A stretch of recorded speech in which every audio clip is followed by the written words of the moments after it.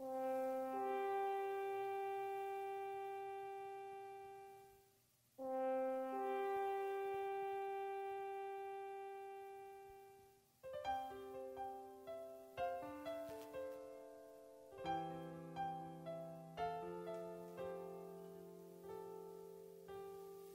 ang iyong mga mata, gumising na at magsaya.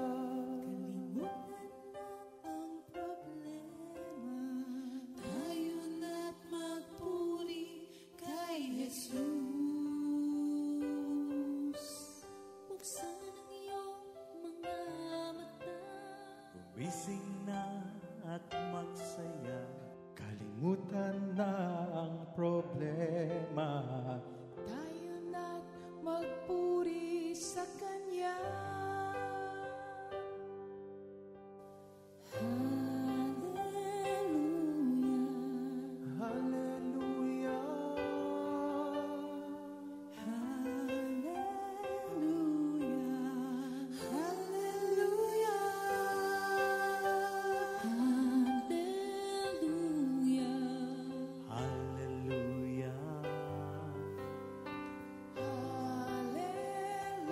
hallelujah, hallelujah.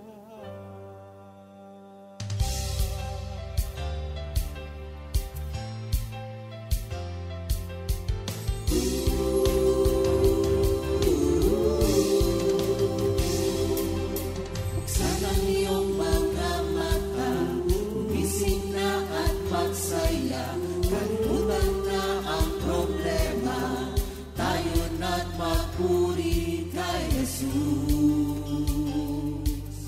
Buksan ang iyong mga mata, gumising na at magsaya. Kalimutan na ang problema, tayo na't magpuri sa Kanya. Hallelujah, hallelujah, hallelujah, hallelujah, hallelujah, hallelujah, hallelujah, hallelujah. Buksan ang iyong mga mata, gumising na at magsaya. Kalimutan na ang problema, tayo na't magpuri kay Jesus. Buksan ang iyong mga mata, gumising na at magsaya. Kalimutan na ang problema, tayo na't magpuri sa Kanya.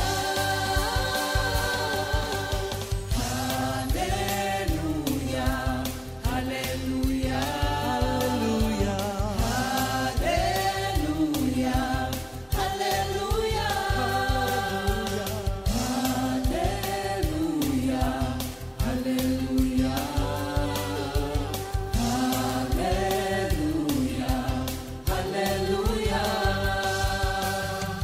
Di ka iiwan, di ka pababayaan. Kumapit ka, umawit ka, at magpuri sa Kanya. Buksan ang iyong mga mata, gumising na at magsaya. Kalimutan na ang problema, tayo na't magpuri kay Jesus. Buksan ang iyong mga mata, gumising na at magsaya. Kalimutan na ang problema, tayo na't magpuri sa Kanya. Hallelujah, hallelujah, hallelujah, hallelujah, hallelujah, hallelujah, hallelujah, hallelujah. sa iyong mga mata, gumising na at magsaya. Kalimutan na ang problema, tayo na't magpuri.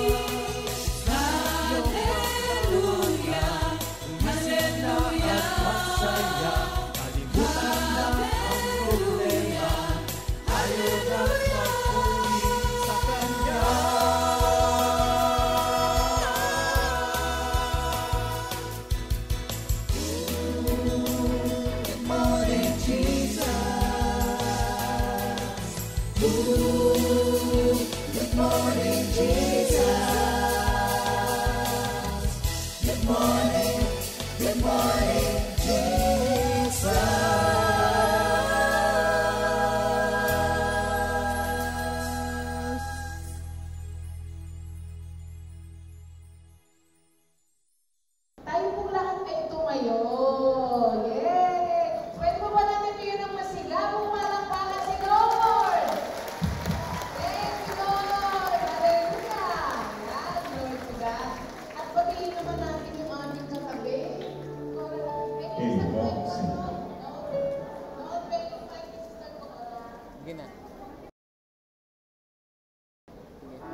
Pwede po bang batiin natin yung katabi natin?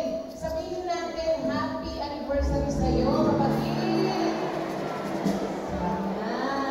Thank you, Lord! Ang lahat po ba ay masaya?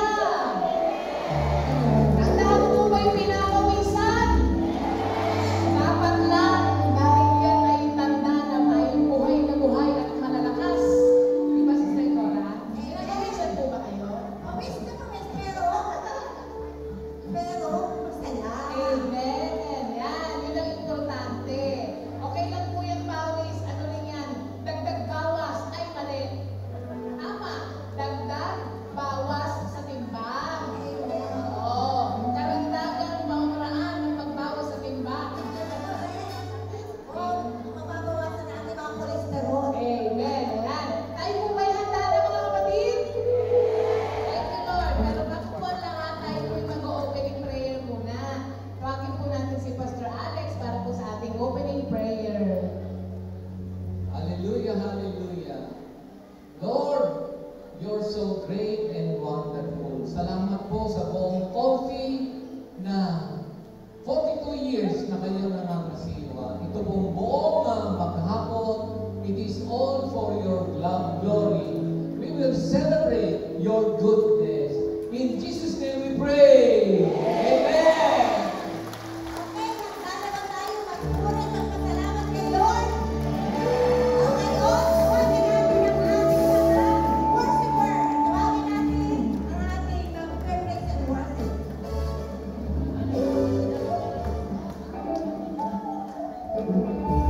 Thank you, Lord. Glory, glory to God. Sige pala. Sorry. Mga kamusta daw muna si Sister Jen.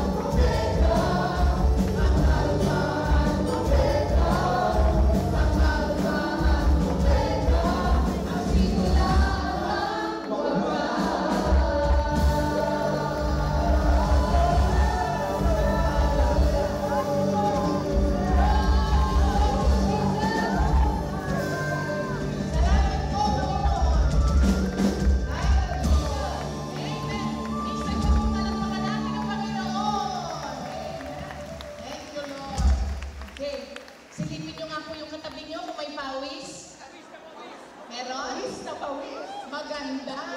Yan, maganda yan. Thank you, Lord. Amen. Sige po, pwede na po tayo umupo. Before the Word, we have a song Before the Word by the News Choir. And then my fellow pastors for the message. It is about the acrostic, the 119 of Psalms, 176 verses divided into 8, and there are 22 acrostic letter of the Hebrew na makikita niyo sa harapan. Ayan, 22 letters ng Hebrew. The News Choir, please. At ito yung inyong mga mic. Then, my fellow pastors.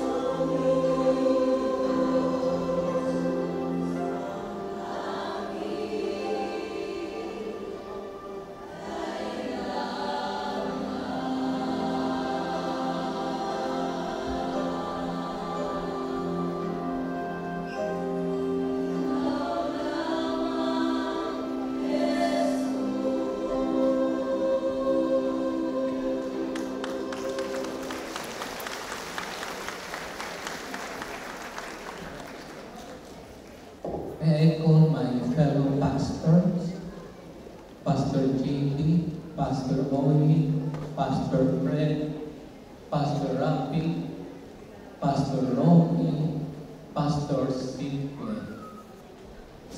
Hallelujah. Isang mainit at malakas na palakpak para sa Lord. Hallelujah. My fellow pastor. So, 42 years at nandito lahat yung ating mga kapatiran, pinatatang pinalakas ni Lord. Hallelujah.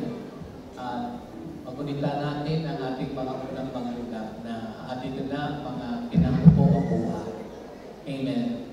Itong 119 ay merong description of the word. The word, the bar.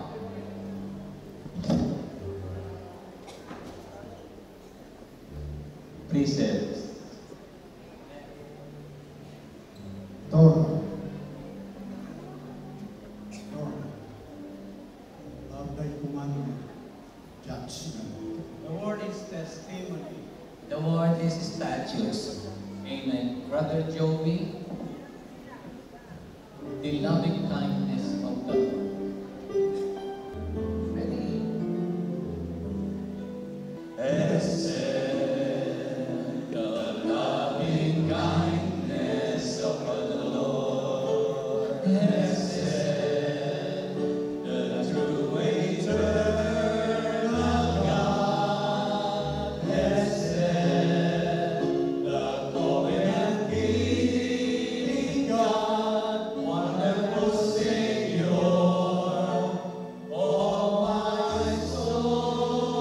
One more time.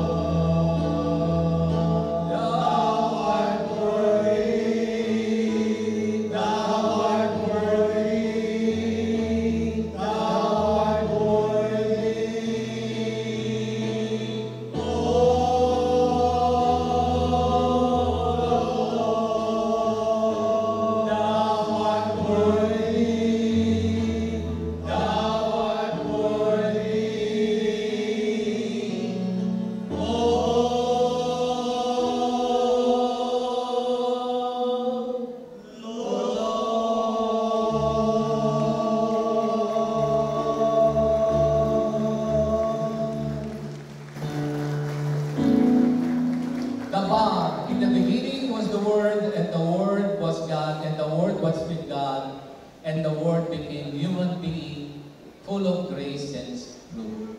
All Scriptures is inspired by God, and it is useful for teaching the truth, rebuking errors, correcting faults, and instruction for right living.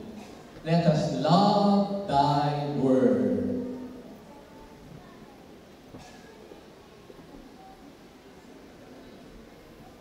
What is precepts?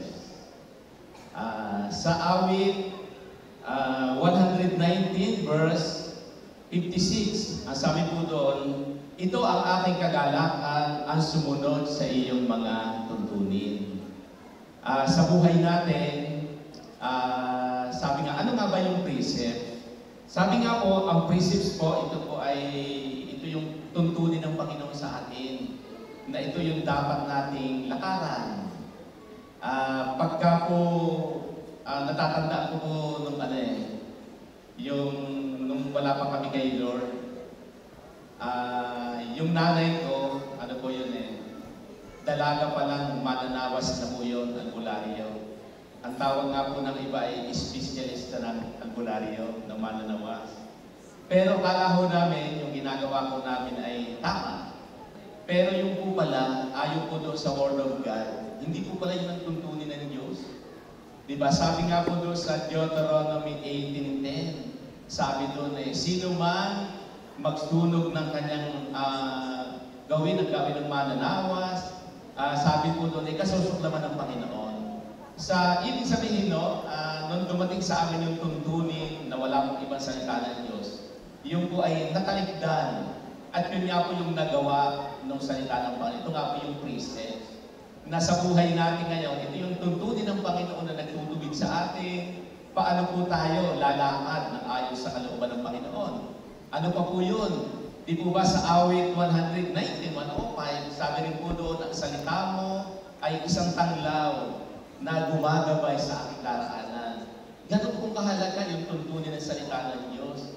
Kaya sa atin ngayon, sabi nga dito sa verse 56, sabi doon ang aking kagalakan ay ang sundin ang iyong mga tuntunin. Sa buhay natin po ngayon, alam pa naman ganun din po yung ating design sa buhay natin. Yung patuloy po nating sundin, yung salita ng Panginoon. Sabi nga dito sa verse 57, ikaw lamang uyawi ko ang lahat sa aking buhay, kaya ako'y nangangakong susundin ang kautusan. Napakaganda po, di po ba? Sa ating buhay ngayon na pinili ng Panginoon, yung ating relasyon niya yung kay Lord, yun na po yung pamantayan natin. Di po ba yung precept, yung Word of God, yung salita ng Diyos, yung tuntunin ng kanyang salita, ito na po yung nilalakaran natin ngayon. Kaya yung pangako ng Panginoon, pag sinunod po natin yung kanyang tuntunin, na po mga kapatid, di ba, ngayon po nararanasan natin. Tingnan mo ninyo ang inyong mga katabi. Iyan po ang palatandaan na tayo ay lumalakad, minamahal natin ang tuntunin ng Panginoon. Dahil kung hindi po, palagay ko po wala tayo dito ngayon. Kaya happy 42nd anniversary po sa ating lahat. Happy anniversary sa ating lahat. Mga kapatid, happy ba tayo? Ayan, praise the Lord. 3, 2, 1! Amen. Praise the Lord. Sa 719 verse 57, how I love your Lord. As Christian, meron pong tinatawag na Torah sa Bible. First 5 books. Genesis and Exodus, Leviticus and Numbers, Deuteronomy. Nakapaloob doon ang mga kautusan, batas, binigay kay Moses upang maging gabay ng mga tao.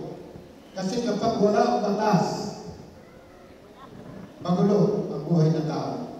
Kahit sa kumpanya, kapag walang rules and regulation na susundin, magulo ang kumpanya. Kaya may president up to the utility. Ganun rin po sa kingdom of God.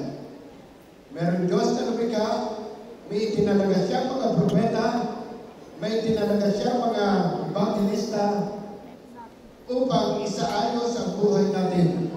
Tayo na itinalaga ng Diyos dito sa Paupi, binabantayan, inaalagaan, sinusubaybayan ang spiritual life natin. Ituturo namin mga pastor, mga lingkod ng Diyos, kung paano maging tama ang pamumuhay ng tao. Kasi kapag wala pong batas, ang kautusan, magulo, chaos, wala sa order ng lahat. Malalagay sa order, kaya naglagay ng batas, ng kautusan, ng mga propeta, upang ilagay kaya isang mula pa nung nialagay ng Diyos, itinuro na sa nagsimula ang pagdalan ng lahat ng bagay. Nagpatuloy, marami ng tao, ibinigay ang Genesis and Exodus. Sa Exodus, si Moises na. Leviticus, mga aral, number, at ano rin ang mga batas ng Diyos upang sa ganun pa lang nagsimula na. Pero hindi po pinaliwala ang batas sa Old Testament. Up to the New Testament, doon pa rin kumuha ng mga itinuro ang mga nasa panahon natin. Kaya yung sa Deuteronomy, love God above all, naroon po sa New Testament para ilagay sa ayos sa panahon natin paano maituturo, maunawaan at maintindihan kagad ng mga tao ang batas ng Diyos. Noon, King James, ngayon, Good News. Para mas madaling maunawaan ang batas at hindi mahirapan ang taong sundin ang kanyang kapusan. God bless you all and happy anniversary. Love thy commandment. Pag sinabi pong commandment, ito po yung isang command na mayroong pinagagawa ng Diyos sa atin. Morally, civil, at religiously. Na kinakailangan din po ang magiging patayan, magiging gabay natin sa ating buhay. Kaya sa book of Exodus, chapter 20, sinabi po doon, God has spoken His word. I am the Lord your God who brought you out of the land of Egypt, out of the land of slavery. Worship no other God before me. You shall not make any images in the form of anything, in heaven above, in earth beneath, in the heaven, in the earth below. Do not bow to them or worship them, for I am a jealous God. You shall not misuse the name of the Lord your God, for the Lord will not hold you guiltless when you misuses His name. Remember the Sabbath day, keep it holy. Honor your father and your mother, so that everything may go well with you in the land that God has given you. You shall not murder. You shall not commit adultery. You shall not steal. You shall not give false testimony against your neighbor. You shall not covet your neighbor's house. You shall not covet your neighbor's wife, male or female, servant, or ox or donkey that belongs to your neighbor. So magandang tanghali po at happy anniversary sa ating lahat.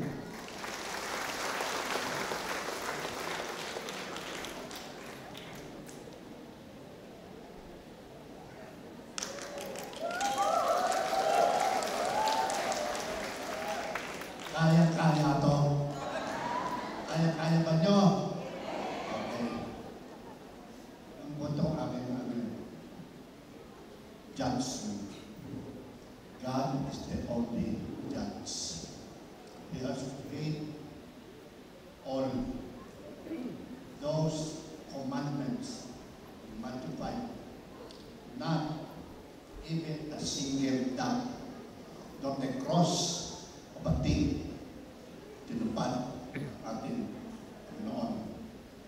In Psalm 119 verse 7, I will give thanks to you with uprightness of heart when I learn of your righteous judgment. Salamat, Panginoon.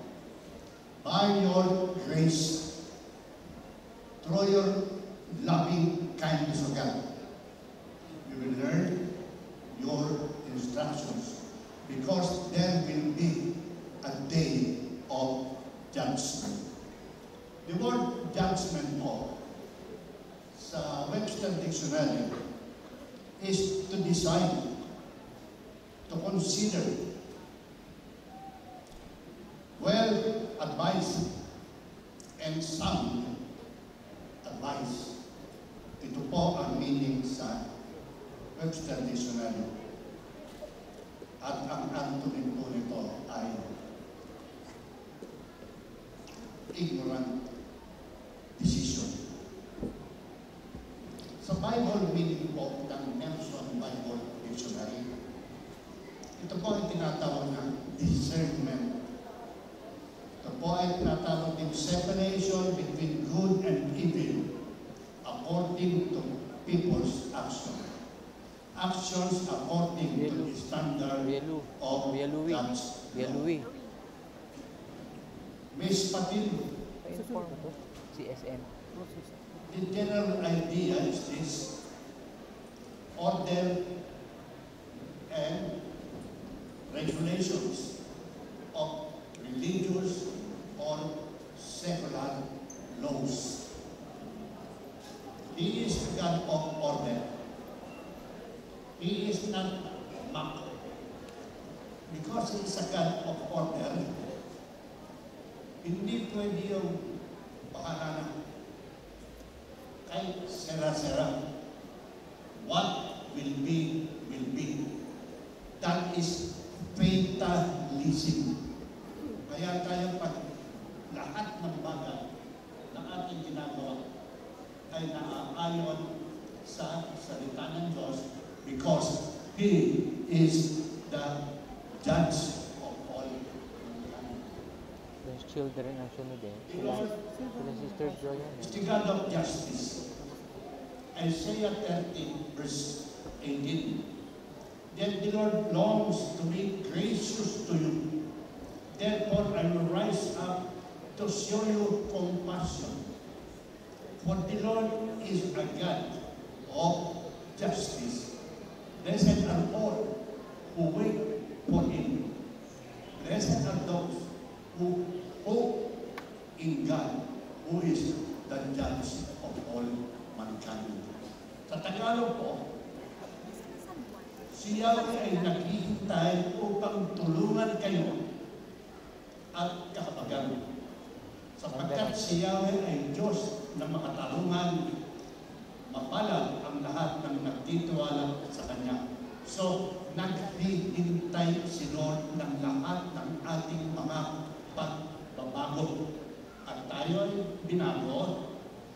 binabago, at babaguhin pa ng ating Panginoon. And that is the promise of God. He is waiting for us. Yung mga pinapawisan niyan, naghihintay si Lord para tayo natin magbago. At tayo naman lahat ay binabago ng ating Panginoon. By the grace of God, hindi natin kaya ang lahat ng ito. Kaya tayo ay nag-aaral ng salita ng Diyos. Psalm 36, verse 6. Your righteousness is like the highest mountain. Your justice is like great deep. You, Lord, preserve both people and animals. Napakataas, napakalawak ang pag-ibig ng Diyos. Hindi mo maaabot.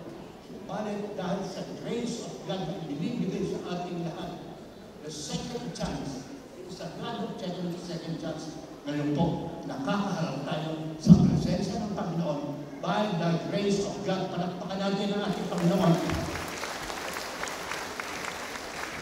Walang mahirap kay Lord. Walang mahirap. Hindi po yung mahirap. Wala pong mahirap. Nothing is difficult for Him. So in conclusion, Psalm 1, Psalm 37, Psalm 119 are appropriate times of decision when we are searching for God's will and direction of our lives. Psalm 1, verses 1 and 2. Doon sa 3, trust in the Lord and do good. Live in the land and be safe. Delight yourself in the Lord, and He will give you the desires of your heart. That is verse 4. Psalm 119, 105. Thy word is a light unto my feet and a lamp unto my path.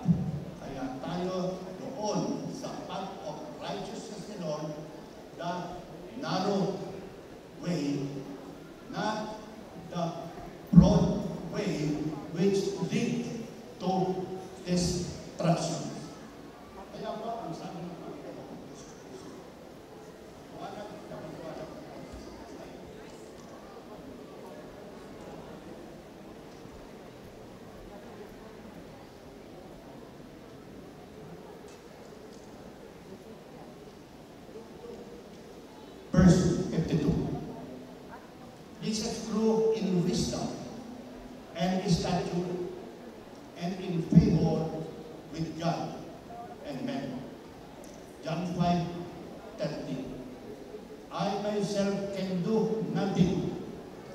judge only as I will, and my judgment is just.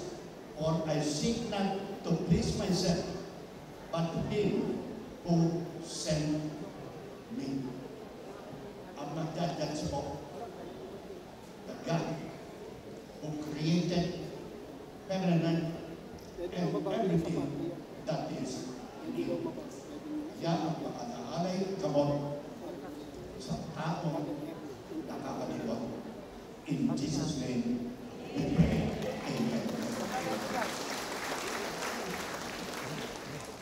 Good morning. The Lord is good. His love is eternal. He sets us free from the bondage of sin, and His faithfulness will remain forever. Ito ang testimonya ng Diyos. Mayroong tao na bibigay ng testimonya, pero ang testimonya ng Diyos ang pinaka-greatest. Ang testimonya ay isang principle found in the law that requires obedience. At kapag ito'y hindi mo sinunod, mga kapatid, mayroon itong warning na nakapaloob. Ang sinasabi ng Panginoon, it is a testimony sa akin. Kapag ibinigay ko na sa inyo, it is your duty to obey it. Kung natatandaan natin, mga kapatid, ang mga Israelites, 40 years, inalagaan sila ni Lord. Marami silang nagtamo, murmuring. Okay lang kay Lord yan. Pagkain, walang problema yan. Pero nung hindi sila maniwala na dadagdag nila sa Canaan, mga gatas na pampalusot, mga hani na masasarap. Hindi nila pinaniwalaan yan. Hindi pinaniwala nila na may malalaking higanti doon, kahit maliit lamang. Kaya anong nangyari? Hindi nila sinunod ang patotoo ng Diyos na makakarating at makakapasok sila sa Canaan. Kaya hindi sila nakapasok, karamihan nila mga. What is the greatest testimony of God today sa New Testament? Makikita natin yan sa 1 John 5:10 to 11. The Creator of the world testifies. At nag-usap siya, mga kapatid. God has given us eternal life, and that life is in His Son. Whoever has the Son has life. Whoever does not have the Son of God does not have life, and that is it. Kung hindi mo pa kilala si Jesus at hindi mo pa tinatanggap, kumbaga sa kamay ng Diyos, nasa akin ang testimony, hanggang ito'y nasa akin na at hindi ko pa binibigay sa inyo, wala pang requirement sa inyo. Pero once na ibinigay ko na sa inyo, inabot ko na sa inyong kamay, maaaring tinanggap nyo, pero itinapon nyo. Ang importante dito, tanggapin natin na ang binibigay ng pagpapala ng Diyos ng eternal life ay through Jesus Christ only. Ay iyan ay pagtotoo ng Diyos. This is the greatest testimony that requires us ng ating Panginoon. In Jesus' name we pray. Amen. Praise God. I love Thy word. I love your statutes. Mga kapatid, narinig po natin at least 6 of the description of the word of God. But I do pray na nagkakaroon talaga ng distinction. Even before this session, ako po'y kabilang doon sa marami na para bang pinalalampas ko na lamang. At sinasabi ko, ang lahat ng yan ay utos ng Diyos. Pero napakahalaga pala na makita natin yung description. At this for today, yun ang 7 description at lastly, ito nga po statutes. Again, we cannot do it at our own because ang lahat ng ito ay nangangailangan ng power of the Holy Spirit. So if you want to know deeper the different meaning of the Word of God, please always invoke the presence of the Holy Spirit. At this point, may I request to everyone, kantahin po natin yung ating Holy Spirit, I need you in my life. Sister Sally, please.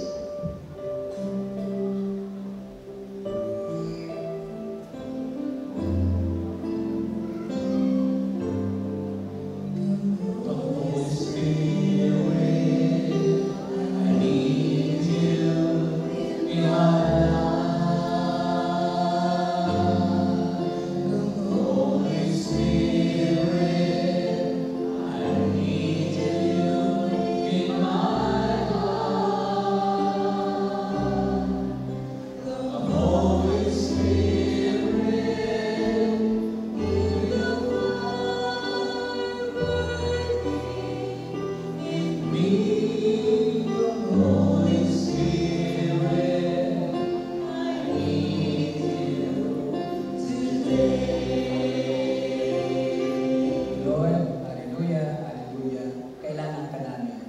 Unang na-mention ng salitang statutes doon sa Genesis 26, verses 2 to 5. Ayan yung basahin ko sa ating lahat. Nagpakita si Yahweh kay Isaac at nagsabi, huwag kang pupunta sa Ehipto, manirahan ka sa lupaing tuturo ko sa iyo. Dito ka muna, sasamahan kita at pagpapalain. Ibibigay ko sa iyo at sa iyong lahi ang buong lupaing ito, tulad ng aking ipinangako sa iyong amang si Abraham. The verse 4, and I will make your descendants multiply as the stars of heaven, and give to your descendants all these lands, and in your seed all the nations of the earth shall be blessed, because Abraham obeyed my voice and kept my charge, my commandment, my statutes, and my law. The first mention in the Bible about the statutes. So ano ba ang statutes? Well, ang sabi po doon sa una natin nakita, by the help of the Holy Spirit, He leads us to do some research. At yun po ang isa sa ating lesson for today, as far as statutes is concerned. Tingnan po natin ang Wikipedia, isa sa mga common dictionary ngayon na ating ginagamit. At ang definition po noon ay sinasabi, the word statute comes from the Latin status, meaning standing. So in other words, this is the law of God that will stand forever. Ito talaga tayo. Statute, status, dito rin pinukuha yung symbol ng mga statute, ng mga statute, mga ribulto, na mga matitibay na yari sa bato na nakatutong sa bato. So for generation, for all season, this will not change because this is still the Word of God. Biblically, ang gamit naman dito, doon sa Hebrew ay chok. C-H-O-Q. In other words, ang sa parito ay yung C-H-Q-Q-A, chokha. Na ang ibig sabihin nito ay statute refers to an authoritative enactment, decree, or ordinance. Ang ibig sabihin nito ay this means a requirement. So, generally speaking, the commandment of God is the general outpouring of His law. And status is the detail. It is the boundary. It will limit us. It will limit us. It will not change. It will be there forever. Sa Bible, ang mga common na statutes ay matatagpuan sa Leviticus. One of them, ang pinakauna doon, at mahalaga para sa atin ngayon, doon sa Leviticus 27:30-22.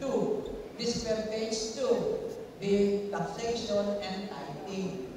Particularly sa tithings, may sinasabi noon, alin ang iyong itatas, lahat ng idadagdag sa iyo ng Diyos. Nung Pero panahon kung huwag yun, mo, sige, mga bigyan mo. ani sa Wait, ako na lang, halaman, magmamahal. mga ipinanganak, Sa camera yan. mga Pag tumatayo. increase sa Upo ka lang muna finances. dito. And this, it must be 10%. Kailan ito Dito naman dapat ako. bigay? Ang sabi sa Leviticus, it Naka-monitor. must be immediately. Ang sabi sa Malakay 3:10, which is also statutes, it must not be no less, no more than 10%. It must be exactly 10%. This is standing, it will not change. If you give only 9%, that is not tithe. If you give 12%, only 10% of that is tithe. That must be clear. It must be followed. Kahapon, aking natutuwa at may sinabi tungkol mo sa truthfulness, faithfulness of God pagdating sa tithe paying. How God loves us. Even to that direction, sinasabi niya, dito niyo ako subukin. As a matter of fact, hindi lamang tithing ang nagpapasubok ang Diyos. Pati ang individual natin, mga life verses, ang ibig sabihin ng Diyos ay, dito niyo ako subukin.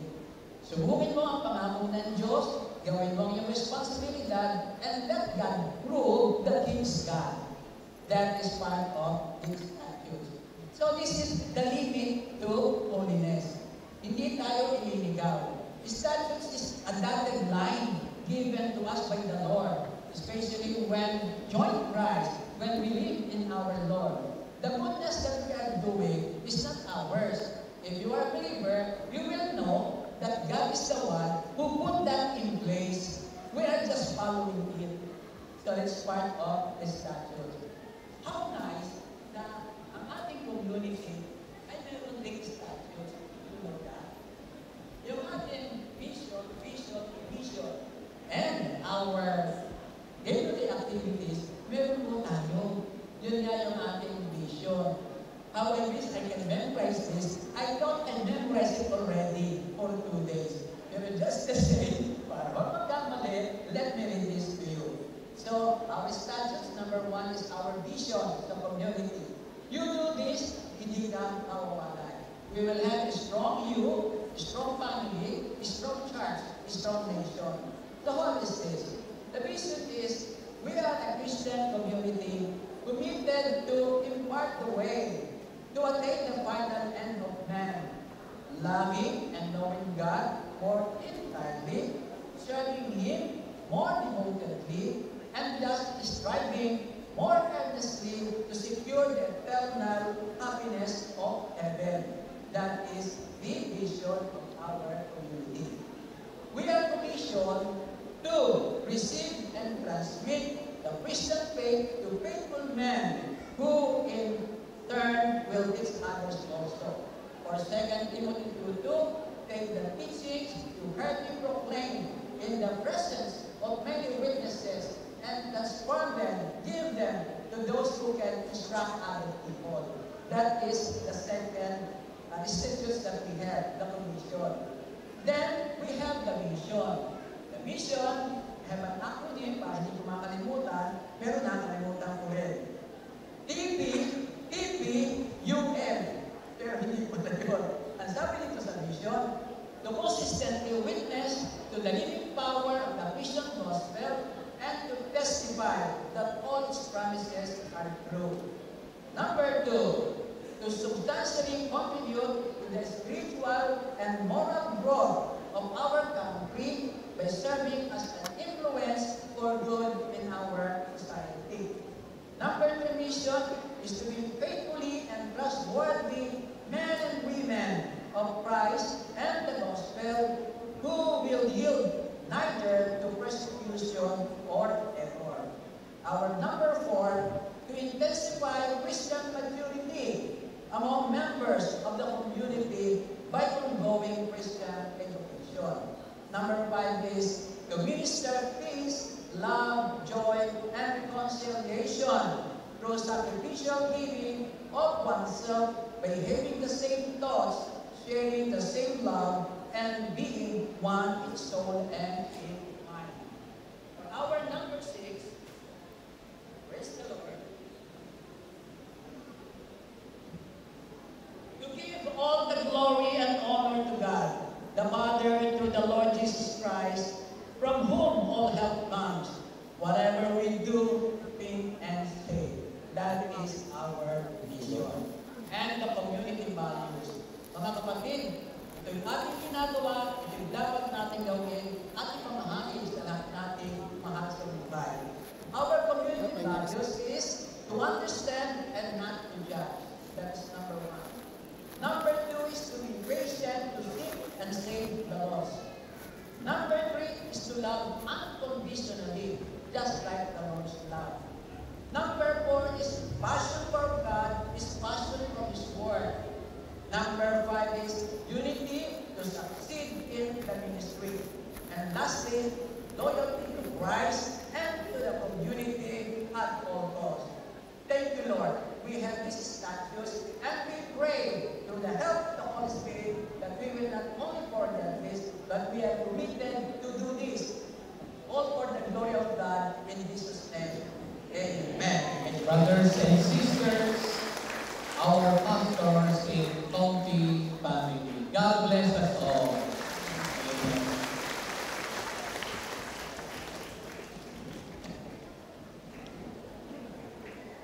Si Lord, di kailangan ng alalay ng mga pastor. Huwag yung alalayan si Tata Fred. Thank you, Lord. Malakas yan. Lumalakas ang ating mga pastor, kahit senior.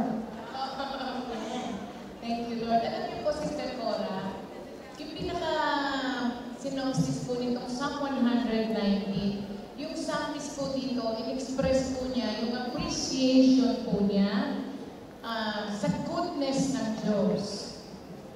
No? Sa mercies niya, faithfulness, righteousness. Kaya naman po lahat ng mga tao, we all stand in awe of the Word of God. Alam po, Poster Cora, itong mga, siguro tatlong linggo na. Simula po nung naging ano natin itong Psalm 119, yung Love Thy Word. Meron po isang awitin na hindi ko natatapos pag kinakanta ko. May bago kang Naiiyak po ako. Hindi po, standard song po siya. Tapos nung isang araw, si Pastor nagpapahinga. Sabi niya, ako nga, subukin ko nga. Nung kinanta niya, pinasok niya, sabi niya, hindi ko pala makatapos talaga ito. Pero ito po ang pinaka summary nung Psalm 119. Ano lang po, ay konti lang po, mga kapatid. At lahat ng nakakaalam, sabayan niyo po ako.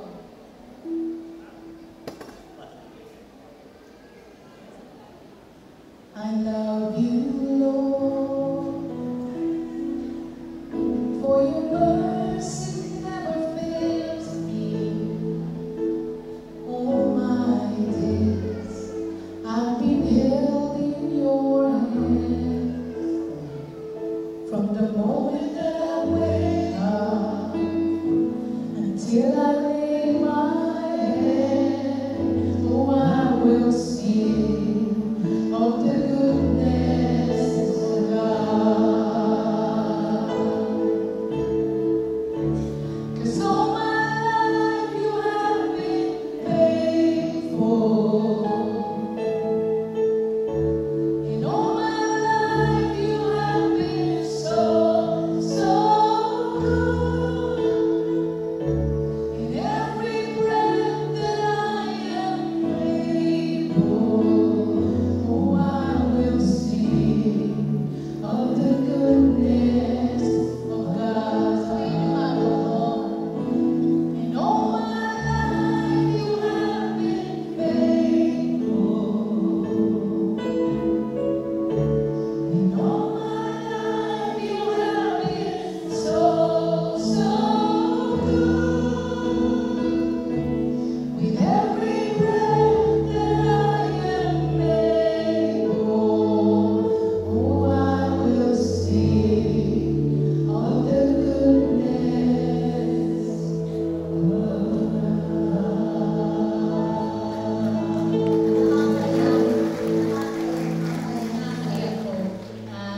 kung medyo nakakalimot po tayo kung gano'n pa itabot, search niyo po yung awitin na yun. Kapalik po kayo sa presensya ng Diyos. And you will be grateful again. Yung mga maliliit na pagreklamo, mahihiya ka na gawin. Totoo yan. Buhay. Kaya, thank you, Lord.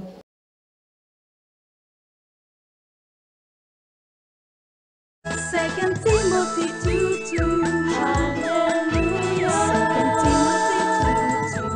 Praise the Lord. Second Timothy 2:2. You and me, let us proclaim the gospel.